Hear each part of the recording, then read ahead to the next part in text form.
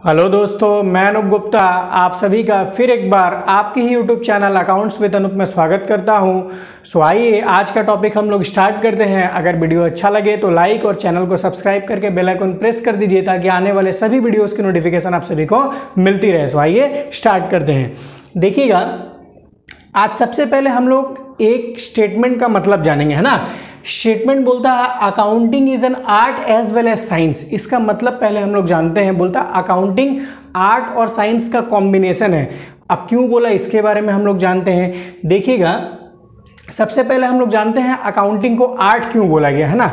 देखिएगा, अकाउंटिंग को आर्ट बोला गया वे ऑफ प्रेजेंटेशन के कारण, यानी प्रेजेंट करने का जो तरीका है, अकाउंटिंग को प्रेजेंट करने का जो तरीका है उसके कारण इसको आर्ट बोला गया। अब देखिएगा, इसका मतलब समझिएगा। जैसे देखिएगा, अभी हम लोग जो पढ़ रहे हैं इसके बाद जो हम लोग चैप्टर पढ़ेंगे जर्नल एंट्री, उसका एक अलग फॉर्मेट है, अलग तरीके से उसको हम लोग प्रेजेंट करेंगे। उसके बाद जो हम लोग चैप्टर पढ़ेंगे लेजर, उसका एक अलग फॉर्मेट है, उसको हम लोग अलग तरीके से प्रेजेंट करेंगे। उसके बाद जो हम लोग चैप्टर पढ़ेंगे ट्रायल बैलेंस, उसका एक अलग फॉर्मेट है प्रेजेंटेशन का।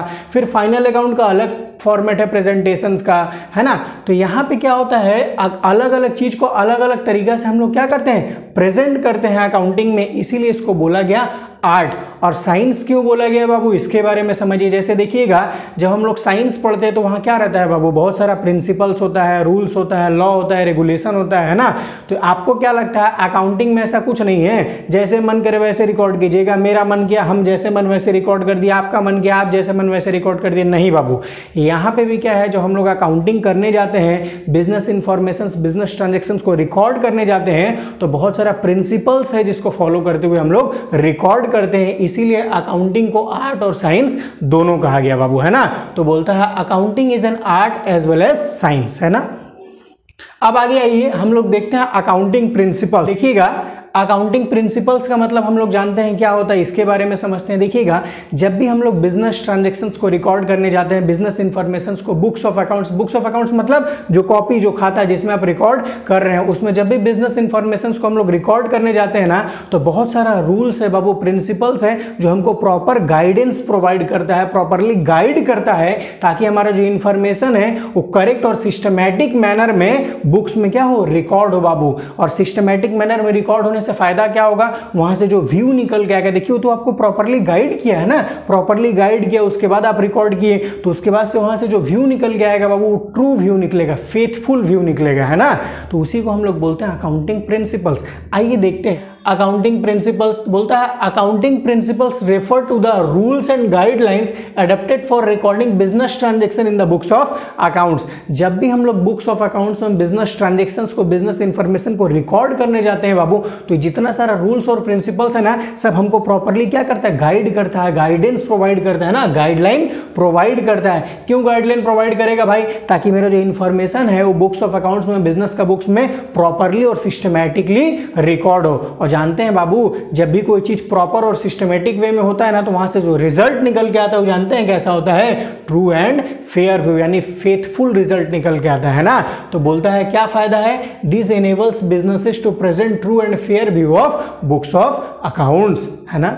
अब देखिएगा, अकाउंटिंग प्रिंसिपल्स जो होता है ना, जितना सारा अकाउंटिंग प्रिंसिपल्स होता है, सबको हम लोग GAAP के नाम से जानते हैं। इसका फुल फॉर्म क्या है बाबू, जनरली एक्सेप्टेड अकाउंटिंग प्रिंसिपल्स। अब आइए इसका कैरेक्टरिस्टिक्स हम लोग देख लेते हैं। कैरेक्टरिस्टिक्स बोलिए या फीचर्स बोलिए। तो पहला नंबर में बोला है generally accepted by all business organisation. पहला फीचर्स क्या है इसका, पहला कैरेक्टरिस्टिक्स क्या है बाबू, कि जितना भी बिजनेस ऑर्गेनाइजेशन है, चाहे वो छोटा ऑर्गेनाइजेशन हो चाहे वो बड़ा बिजनेस ऑर्गेनाइजेशन हो, सभी क्या करते हैं, इसको फॉलो करके चलते हैं। जनरली एक्सेप्टेड यानी सब लोग इसको फॉलो करके चलते हैं। क्यों फॉलो करते हैं भैया, ताकि उनका जो बुक्स है वहां से जो व्यू निकल गया वो कैसा है, true and fair view, faithful view निकल गया है ना।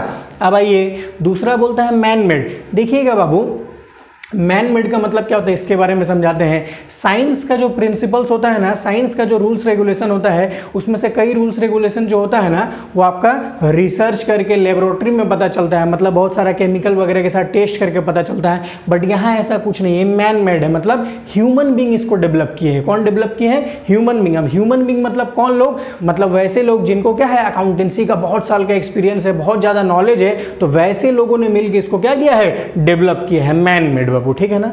अब देखिएगा 3 नंबर देखते हैं फ्लेक्सिबल। फ्लेक्सिबल का मतलब होता है बाबू चेंजेबल। जैसे देखिएगा साइंस का जो रूल्स रेगुलेशन प्रिंसिपल्स होता है ना बाबू, रूल्स होता है उसको चेंज नहीं किया जा सकता, चेंजेबल नहीं होता। जैसे मान लीजिए साइंस का एक रूल है, केमिकल ए और केमिकल बी दोनों को मिला के केमिकल सी बनता है। अब आप दिमाग लगाए नहीं हम फ्लेक्सिबल बना देंगे, चेंजे कर देंगे। अब क्या किया, आप केमिकल ए लिया डाल दिए, केमिकल डी लग गया, आग पूरा लेबोरेटरी उड़ जाएगा। समझ रहे हैं बात को। लेकिन यहाँ पे क्या होता है, फ्लेक्सिबल है, चेंजेबल है। ये ऐसा नहीं है कि जो रूल्स है वही रहेगा, जो प्रिंसिपल है वही रहेगा, नहीं। जैसे जैसे आपका बिजनेस का नेचर बदल रहा है, आपका बिजनेस के इन्वायरमेंट बदल रहा है, तो वैसे वैसे इसको भी चेंज किया जा सकता है। प्रिंसिपल्स को भी क्या है, चेंज किया जा सकता है, ठीक है। अब हम लोग देखते हैं अकाउंटिंग प्रिंसिपल्स को ना 2 पार्ट में डिवाइड किया गया है बाबू। पहला को बोलते हैं अकाउंटिंग कॉन्सेप्ट्स और दूसरा को बोलते हैं अकाउंटिंग कन्वेंशंस, है ना। तो यहाँ देखिए हमको 3 कॉन्सेप्ट पढ़ना है, गोइंग कंसर्न, कंसिस्टेंसी और अक्रूवल कॉन्सेप्ट। और यहाँ देखिएगा तो business entity, money measurement, full disclosure, accounting period, materiality, historical cost, matching, dual effect और कंजर्वेटिज्म, ठीक ना। अब देखिएगा दोनों में आपको डिफरेंस बताते हैं। अकाउंटिंग कॉन्सेप्ट्स का मतलब होता है ना बाबू बेसिक अजम्पशंस। बेसिक अजम्पशन का मतलब हो जाता है कि बाबू छोटा बिजनेस हो या बड़ा बिजनेस हो, छोटा बिजनेसमैन हो या बड़ा बिजनेसमैन हो, किसी भी नेचर का उसका बिजनेस हो, बट ये तीनों को उसको कंपलसरी है मानना ही पड़ेगा, ठीक ना, मानना ही पड़ेगा। बट यहाँ अकाउंटिंग कन्वेंशंस में वैसा नहीं है। यहाँ आपका मर्जी के ऊपर है, आप 3 मानिए, 5 मानिए, 7 मानिए, यहाँ आपके चॉइस के ऊपर है। बट यहाँ क्या है, तीनों का तीनों को आपको फॉलो करना ही पड़ेगा, मानना ही पड़ेगा। जैसे जैसे हम लोग इसका मतलब समझेंगे ना तो आपको पता चल जाएगा कि क्यों इसको मान के ही चलना पड़ेगा, है ना। जैसे देखिएगा चाय, अब देखिएगा चाय जब हम लोग बनाते हैं तो दूध, चीनी, चाय पत्ती और पानी, ये 4 चीज ऐसा है जिसके बिना हमारा चाय नहीं बन पाएगा, वही है बाबू, ठीक ना। लेकिन अब मान लीजिए आपको ऊपर से इलायची डालना है, ऊपर से लवंग डालना है, ऊपर से मसाला डालना है, ऊपर से अदरक डालना है, तो आपका चॉइस है, आपका जो मन वो डालिए, नहीं मन मत डालिए। लेकिन चाय पत्ती, चीनी, दूध और पानी, इसके बिना तो चाय बन ही नहीं पाएगा। तो ये 3 जो है इसके बिना अकाउंटिंग नहीं हो पाएगा बाबू, है ना। अब आइए एक एक करके मतलब जानते हैं। तो सबसे पहले अकाउंटिंग कॉन्सेप्ट्स में जब हम लोग आते हैं तो हम लोग जानेंगे गोइंग कंसर्न। सबसे पहला हमारा है गोइंग कंसर्न कॉन्सेप्ट। क्या होता है इसके बारे में समझिएगा। गोइंग कंसर्न बोलता है business will continue for a long period of time, है ना। मतलब हमारा जो बिजनेस है ना वो लॉन्ग पीरियड तक, लंबे समय तक चलता रहे, चलता रहे, चलता रहे, ऐसा हम लोग मानते हैं। और बाबू देखिए आप कोई भी बिजनेस स्टार्ट करते हैं, छोटा हो या बड़ा, छोटा बिजनेसमैन हो या बड़ा बिजनेसमैन हो, सब क्या सोचता है बाबू कि हम जो बिजनेस आज कर रहे हैं, इस साल कर रहे हैं, अगला साल बंद हो जाए, डूब जाए। नहीं, हम लोग क्या सोचते हैं कि हमारा जो बिजनेस वो कंटिन्यू चलता जाए, सालों साल चलता जाए। उसी को बोलते हैं बाबू going concern, business will continue for a long period of time, है ना। दूसरा आता है कंसिस्टेंसी। कंसिस्टेंसी मतलब होता है कंसिस्टेंट रहना। इसका मतलब आपको बताते हैं, देखिएगा जब हम लोग बिजनेस इंफॉर्मेशंस को रिकॉर्ड करते हैं, अकाउंटिंग करते हैं, प्रॉफिट लॉस निकालते हैं, तो उसका ना बहुत सारा मेथड होता है बाबू करने का, है ना। तो यहाँ बोलता है कि आप जिस मेथड से प्रॉफिट कैलकुलेट कर रहे हैं, जिस मेथड से आप अकाउंटिंग कर रहे हैं, उसी मेथड को आप हर साल फॉलो कीजिएगा। ऐसा नहीं है कि इस साल कुछ और मेथड कर लिए, अगले साल कुछ और कर लिए, उसके अगले साल कुछ और कर लिए। अगर मेथड चेंज कर दीजिएगा ना बाबू तो कंपेयर नहीं कर पाइएगा प्रॉफिट का, है ना। रिजल्ट्स का, दोनों साल का रिजल्ट का आपस में कंपेयर नहीं कर पाइएगा। जैसे एक एग्जांपल देते हैं आपको, सपोज कीजिए आज मेरे घर में बना बटर पनीर, ठीक है, आज मेरे घर में बना बटर पनीर, हम खाए, हमको अच्छा लगा। कल मेरे घर में बना चिल्ली पनीर, कल मेरे घर में बना चिल्ली पनीर, तो अब हम कहेंगे कल जैसा टेस्ट नहीं हुआ था। तो बाबू कंपैरिजन का बेस क्या सही है, दोनों ही रेसिपी क्या है बाबू अलग है, बटर पनीर अलग है और चिल्ली पनीर अलग है। हाँ, आज भी बटर पनीर बनता और कल भी बटर पनीर बनता तो हम लोग भले बोल सकते थे कि कल की तरह नहीं बना, क्योंकि दोनों रेसिपी क्या है, सेम है, दोनों को कंपेयर कर रहे हैं, है ना। दोनों का प्रोसेस सेम है, दोनों का रेसिपी सेम है, इसलिए दोनों को कंपेयर कर रहे हैं। तो वही चीज यहां भी है बाबू कि एक साल आप प्रॉफिट निकाले कुछ सोच के, दूसरे साल प्रॉफिट निकाले कुछ अलग मेथड से, तो दोनों को कंपेयर कर पाएंगे क्या, नहीं कर पाएंगे, है ना। तो इसीलिए यहाँ पे क्या होता है, बोलता है कि जिस मेथड, जिस रूल्स को आप फॉलो करके प्रॉफिट कैलकुलेट कर रहे हैं, हर साल आप उसी मेथड से, उसी रूल से प्रॉफिट को कैलकुलेट कीजिएगा, इंफॉर्मेशंस को रिकॉर्ड कीजिएगा, है ना। तो देखिए बोलता है method and rules of accounting should be consistent, यानी सेम रहना चाहिए, चेंज नहीं होना चाहिए फ्रॉम 1 ईयर टू अनदर, एक साल से दूसरे साल तक। So the result are comparable, दोनों रिजल्ट को, दोनों साल के रिजल्ट को आप क्या कर पाए बाबू, कंपेयर कर पाए, है ना। अब हम लोग देखते हैं अक्रूवल कॉन्सेप्ट, ठीक ना। तीसरा देखते हैं अक्रूवल कॉन्सेप्ट। देखिएगा अक्रूवल कॉन्सेप्ट 2 ही बात हमको बोलता है। पहला बोलता है revenue is recorded when sales are made, बोलता है सेल्स जिस दिन आपका हो गया ना उसी दिन आप उसको रिकॉर्ड कर लीजिए। जैसे देखिएगा बाबू मान लीजिए आज मेरा सेल हुआ, आज मेरा गुड्स बिका, आज मेरा माल बिका, है ना, और हमको पैसा भले एक सप्ताह बाद मिले, 10 दिन बाद मिले, उससे मैटर नहीं है। आज मेरा माल बिका, आज सेल हुआ, आज ही हम उसको क्या करेंगे, बुक्स में रिकॉर्ड कर लेंगे। यहाँ पैसा के बारे में हम लोग नहीं सोचते हैं, आज मिल गया तो भी ठीक, एक सप्ताह बाद 10 दिन बाद मिला तो भी ठीक, उससे मतलब नहीं। लेकिन सेल आज हुआ तो तुरंत आज ही हम खाता में क्या कर देंगे, रिकॉर्ड कर लेंगे, उसको आज का ही सेल्स मानेंगे, है ना।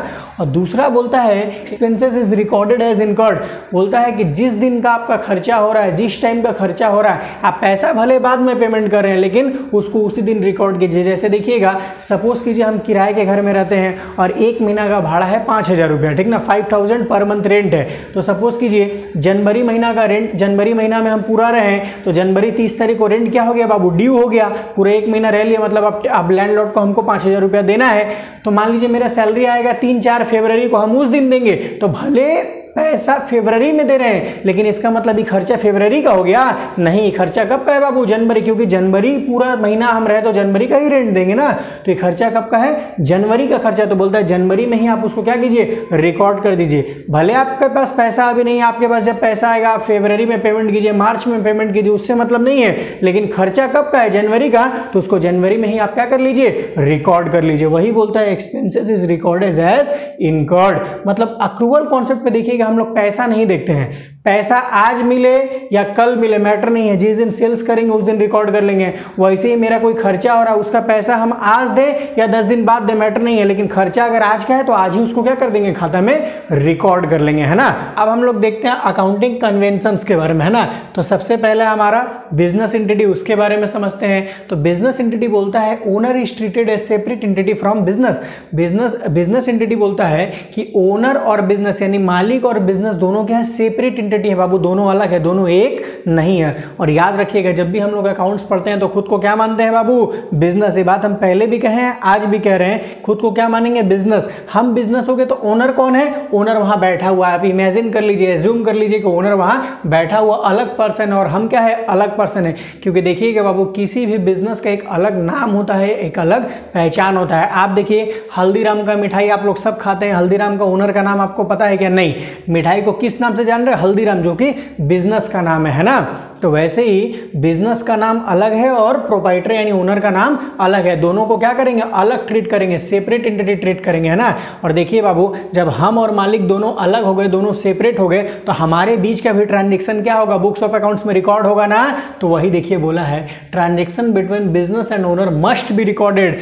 बिजनेस और ओनर इन दोनों का बीच का भी कोई ट्रांजेक्शन हो रहा है, जैसे ओनर हमको अगर पैसा दे रहा है, बिजनेस में पैसा डाल रहा है जिसको कैपिटल बोलते हैं, उसको भी रिकॉर्ड करेंगे। ओनर जब बिजनेस से पैसा निकाल रहा है जिसको ड्राइंग बोलते हैं, तो उसको भी रिकॉर्ड करेंगे, है ना। तो बिजनेस और ओनर के भी बीच का ट्रांजैक्शन को हम लोग बिजनेस में बुक्स ऑफ अकाउंट्स में रिकॉर्ड करेंगे। अब आइए देखते हैं money measurement concept. Money measurement क्या बोलता है, मनी मेजरमेंट सिंपल सा बात बोलता है कि वैसा इंफॉर्मेशन जिसको मॉनेटरी वैल्यू में, मनी के टर्म में कन्वर्ट कर सकते हैं, उसी को हम बुक्स ऑफ अकाउंट्स में अकाउंटिंग के अंदर रिकॉर्ड करते हैं बाबू, उसको छोड़कर और कुछ रिकॉर्ड नहीं करेंगे। जैसे देखिए अभी देखिए कोविड हमारा सबसे पैंडेमिक सिचुएशन अभी जा रहा है, अभी जा भी रहा है, और पहले तो और पैंडेमिक गया है। 2020 में जब लॉकडाउन लगा था तो कितना सारा व्यापार का नुकसान हुआ था, है ना, बिजनेस का तो बहुत सारा नुकसान हुआ था। तो बाबू उस नुकसान को क्या अकाउंटिंग में दिखाया गया, क्या रिकॉर्ड कर सकते हैं, नहीं कर सकते, क्योंकि देखिए नुकसान हुआ, लॉस हुआ, इसको आप बोल सकते हैं, बहुत लॉस हुआ इसको बोल सकते हैं, लेकिन एक अमाउंट नहीं बता सकते कि मेरे 1 लाख का लॉस हुआ, कि 2 लाख का लॉस हुआ, कि 4 लाख का लॉस हुआ, कि 5 लाख का लॉस हुआ। अमाउंट नहीं आप बता सकते हैं, है ना। इसीलिए उस इंफॉर्मेशन को, बिजनेस से तो जरूरी है भाई, बिजनेस का ही लॉस हुआ, लेकिन फिर भी रिकॉर्ड नहीं करेंगे क्योंकि उसको हम लोग मॉनेटरी वैल्यू में, मनी में कन्वर्ट नहीं कर सकते हैं। तो मनी मेजरमेंट बोलता है only those transactions are recorded in business which can be expressed in term of money, जिसको मनी के टर्म में हम लोग कन्वर्ट करेंगे, बस उसी ट्रांजेक्शंस को, उसी इंफॉर्मेशन को बिजनेस में, बुक्स में रिकॉर्ड करेंगे। आइए तीसरा बोलता है बाबू फुल डिस्क्लोजर। देखिएगा जब हम लोग अकाउंटिंग करते हैं ना बाबू, तो हमारा सबसे बड़ा जिम्मेदारी, सबसे बड़ा रिस्पॉन्सिबिलिटी रहता है कि बिजनेस से रिलेटेड जितना सारा भी इंफॉर्मेशन है, जितना सारा भी इंपॉर्टेंट इंफॉर्मेशन है, ठीक है, छोटा इंफॉर्मेशन हो, बड़ा इंफॉर्मेशन, अगर बिजनेस के साथ लिंक रखता है, बिजनेस के लिए इंपॉर्टेंट है, तो सबको फुल्ली हमको क्या करना पड़ता है, डिस्क्लोज करना पड़ता है। कुछ भी हाइड नहीं करते, फुल्ली क्या करते हैं, सबको डिस्क्लोज करते हैं। वही बोलता है कि accounting must disclose all material, का मतलब होता है इंपॉर्टेंट फैक्ट्स एंड इन्फॉर्मेशन। बोलता है जितना मटेरियल फैक्ट यानी इंपॉर्टेंट इन्फॉर्मेशन है सबको क्या करेंगे, छोटा हो बड़ा हो कोई मैटर नहीं है, बिजनेस से रिलेटेड है, बिजनेस के लिए इंपॉर्टेंट है, तो सबको हम क्या करेंगे, डिस्क्लोज करके दिखाएंगे। अब देखिएगा 3 नंबर के बाद हम लोग आते हैं 4 नंबर में, अकाउंटिंग पीरियड, है ना। अब अकाउंटिंग पीरियड क्या बोलता है बाबू, देखिए अभी थोड़ी देर पहले हम लोग पढ़ के गए ना गोइंग कंसर्न। गोइंग कंसर्न क्या बोलता है कि बाबू हमारा बिजनेस चलता जा रहा है, चलता जा रहा है, लॉन्ग टाइम तक कंटिन्यू है, चल रहा है ना। तो देखिएगा बाबू किसी भी चीज कोई भी हम लोग काम करते हैं तो उस काम करने से प्रॉफिट हुआ कि लॉस हुआ कब पता चलता है, काम खत्म होने के बाद। लेकिन यहाँ बिजनेस का प्रॉफिट लॉस कैसे निकालिएगा, आपका बिजनेस तो चलता जा रहा है, चलता जा रहा है, खत्म होगा रुकेगा तब तो निकालिएगा, लेकिन आप तो एज्यूम करके ही रखें कि मेरा बिजनेस चलता जाए। तो इसीलिए क्या किया जाता है, प्रॉफिट लॉस निकालने के लिए, बिजनेस का ग्रोथ देखने के लिए, बिजनेस का जो इंटायर लाइफ होता है ना, पूरा लाइफ को बिजनेस का छोटा छोटा पार्ट में डिवाइड कर दिया जाता है, छोटा छोटा पार्ट में डिवाइड कर दिया जाता है, उसी को हम लोग बोलते हैं अकाउंटिंग पीरियड। और वो जो छोटा छोटा पार्ट होता है ना बाबू, बेसिकली 12 महीना यानी 1 साल का पीरियड होता है, और हर 12 महीना के पीरियड के बाद हम बिजनेस का प्रॉफिट लॉस निकालो, उसका ग्रोथ चेक करते हैं कि बिजनेस मेरा ग्रोथ किया है कि नहीं किया है। वही बोलता है the whole life of business is divided into small parts for analysing क्या, रिजल्ट। और यहाँ रिजल्ट का मतलब होता है प्रॉफिट और लॉस।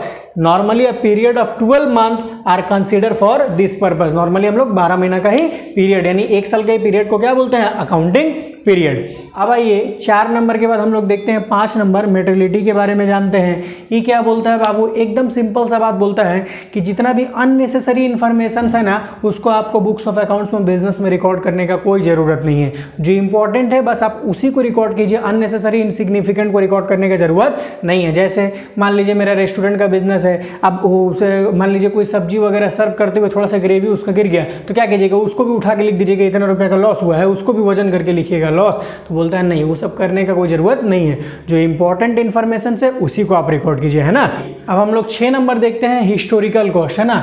अब देखिएगा हिस्टोरिकल कॉस्ट का मतलब क्या होता है, ओरिजिनल कॉस्ट। मतलब किसी भी चीज़ को खरीदने के लिए ओरिजिनली जो हम पे करते हैं वही उस चीज़ का क्या है, ओरिजिनल कॉस्ट है। जैसे अभी हम एक बाइक खरीदे, 50,000 रुपये दे के बाइक खरीदे, तो बाइक का ओरिजिनल कॉस्ट क्या हुआ, 50,000, है ना। तो उसी को हम लोग बोलते हैं हिस्टोरिकल कॉस्ट यानी ओरिजिनल कॉस्ट। तो क्या बोलता है इसको, देखिए बोलता है assets are recorded in books of accounts at cost price. मतलब कोई भी एसेट्स यानी प्रॉपर्टी, कोई भी प्रॉपर्टी अगर हम खरीद रहे हैं तो उसको बुक्स ऑफ अकाउंट्स में कौन सा वैल्यू से दिखाएंगे, कितना रुपया दिखाएंगे, जितना में उस प्रॉपर्टी को खरीदे। मतलब अगर 10 लाख रुपए का मान लीजिए हम एक तो बिल्डिंग खरीदे तो बुक्स ऑफ अकाउंट्स में कितना रिकॉर्ड करेंगे, 10 लाख ही रिकॉर्ड करेंगे, ओरिजिनल कॉस्ट रिकॉर्ड करेंगे, उसी को बोलते हैं हिस्टोरिकल कॉस्ट, है ना। अब हम लोग आते हैं 7 नंबर मैचिंग प्रिंसिपल की तरफ, देखते हैं क्या बोलता है। तो मैचिंग प्रिंसिपल जो है ना बाबू एकदम सिंपल सा बात बोलता है। देखिएगा मैचिंग प्रिंसिपल बोलता है कि रेवेन्यू को जनरेट करने के लिए अगर कोई खर्चा हमको करना पड़ रहा है, रेवेन्यू यानी इनकम को जनरेट करने के लिए कोई भी खर्चा अगर हम कर रहे हैं तो उस खर्चा को उसी रेवेन्यू से मेकअप करके दिखाएंगे। मतलब जैसे देखिए सपोज कीजिए हम अपना ट्यूशन से 50,000 रुपया महीना कमा रहे हैं, कितना कमा रहे हैं, 50,000 रुपये, ठीक ना। अब देखिएगा हम मान लीजिए रेंटेड प्रॉपर्टी पे पढ़ा रहे हैं तो उस प्रॉपर्टी का रेंट हमको देना पड़ रहा है महीना का 10,000 रुपये। कितना देना पड़ रहा है महीना का, 10,000 रुपये देना पड़ रहा है। और मान लीजिए इंक वगैरह, इलेक्ट्रिसिटी वगैरह का थोड़ा मोड़ा छोटा मोटा जितना एक्सपेंस सब मिला के 5,000 रुपया और महीना का खर्चा आता है, ठीक ना। तो एक चीज़ देखिएगा बाबू, ये 5 और 10 जो 15,000 रुपये का खर्चा हो रहा है वो खर्चा करके ही तो हमको 50,000 रुपये का इनकम हो रहा है ना। यानी 50,000 रुपये इनकम कमाने के लिए ही हमको 15,000 रुपये का खर्चा करना पड़ रहा है। शौक से कर रहे हैं क्या, नहीं बाबू। अगर 15,000 का खर्चा नहीं करेंगे, अगर प्रॉपर्टी का रेंट नहीं देंगे तो हमको यहाँ पढ़ाने मिलेगा क्या, नहीं मिलेगा पढ़ाने। अगर मान लीजिए इंक वगैरह का खर्चा नहीं करेंगे तो आपको समझ में आएगा कैसे, हम खड़ा होकर इसे बोलेंगे आप समझ जाइएगा, नहीं समझ पाइएगा। तो ये सब क्या है, जरूरी खर्चा है जो अगर हम नहीं करेंगे तो मेरा इनकम जनरेट नहीं होगा। अब मान लीजिए मेरा एक दोस्त पूछे कि भाई तेरा नेट इनकम कितना हो जाता है, तो हम क्या कहेंगे 50,000। नहीं बाबू, देखिए 50,000 तो मेरा इनकम हुआ, लेकिन उसमें से 15,000 हमको क्या करना पड़ रहा है, खर्चा। तो मेरा नेट इनकम महीना का कितना हो रहा है, यहाँ से 35,000 रुपया, 35,000। तो देखिए खर्चा क्या कर रहे हैं, उसी की इनकम से क्या मेकअप कर रहे हैं ना। तो वही यहाँ पे बोलता है कि ऑल एक्सपेंसेस इनकर टू अर्न रेवेन्यू, रेवेन्यू को अर्न करने के लिए, इनकम को जनरेट करने के लिए कोई भी अगर एक्सपेंस आप कर रहे हैं तो बोलता है should must be charge against that revenue, उसी रेवेन्यू से चार्ज कीजिए, यानी उसी रेवेन्यू से एडजस्ट कीजिए। देखिए 15,000 रुपया खर्चा करके कितना कमाए, 50,000 रुपया हम कमा रहे हैं, तो 15,000 को कहां से मेकअप करेंगे, उसी 50,000 में से। तो 50,000 में से 15,000 माइनस कर दिया, बचा कितना 35,000 जो मेरा नेट इनकम बचा है ना, नेट प्रॉफिट बचा है ना। अब आइएगा उसके आगे हम लोग देखते हैं डुअल एस्पेक्ट्स। डुअल एस्पेक्ट्स क्या बोलता है, सिंपल सा बात बोलता है बाबू कि कोई भी ट्रांजैक्शन कम से कम 2 अकाउंट को इफेक्ट करेगा, है ना। इसके बारे में हम लोग डिटेल पढ़ेंगे, जब डबल एंट्री सिस्टम पढ़ेंगे तो उसमें हम लोग इसके बारे में डिटेल पढ़ेंगे। अभी बस आप लोग इतना जानिए कि कोई भी ट्रांजैक्शन कम से कम 2 अकाउंट को इफेक्ट करता है, कम से कम 2 से ज्यादा अकाउंट को इफेक्ट कर सकता है लेकिन 2 से कम नहीं करेगा, है ना। तो कम से कम 2 अकाउंट को इफेक्ट करता है कोई भी ट्रांजैक्शन। देखिएगा बोलता है each and every transaction must affect at least 2 account, ठीक है। अब आइए हम लोग 9 नंबर देखते हैं, कंजर्वेटिज्म, है ना। कंजर्वेटिज्म क्या बोलता है, पहला बोलता है कि all anticipated losses should be recorded. बोलता है कि अगर आपको लग रहा है फ्यूचर में कोई लॉस आने वाला है, कोई लॉस होने वाला है, तो उसके लिए आज से ही आप प्रिपेयर हो जाइए। मतलब थोड़ा पैसा करके एक जगह जमा करना शुरू कर दीजिए। जैसे ही फ्यूचर में लॉस आएगा, इस पैसा से उस लॉस को क्या कर दीजिए, मेकअप कर दीजिए, ताकि बिजनेस पे उसका कोई इंपैक्ट ना पड़े, है ना।